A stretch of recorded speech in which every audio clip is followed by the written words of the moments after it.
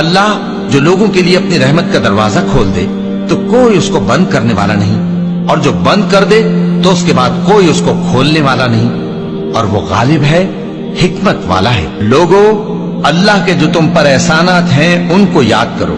کیا اللہ کے سوا کوئی اور خالق اور رازق ہے جو تم کو آسمان اور زمین سے رزق دے؟ اس کے سوا کوئی معبود نہیں، بس تم کیسے الٹائے جاتے ہو؟ اے پیغمبر، اگر یہ لوگ تم کو جھٹلائیں تو تم سے پہلے بھی پیغمبر جھٹلائے گئے ہیں، اور سب کام اللہ ہی کی طرف لوٹائے جائیں گے۔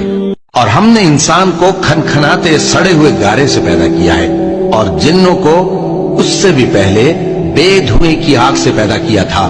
اور وہ وقت قابل ذکر ہے جب تمہارے پروردگار نے فرشتوں سے فرمایا تھا کہ میں کھنکھناتے سڑے ہوئے گارے سے بشر بنانے والا ہوں، بس جب میں اس کو درست کر لوں اور اس میں اپنی طرف سے روح پھونک دوں تو اس کے آگے سجدے میں گر پڑنا۔ چنانچہ فرشتے تو سب کے سب سجدے میں گر پڑے مگر شیطان کہ اس نے سجدہ کرنے والوں کے ساتھ ہونے سے انکار کیا۔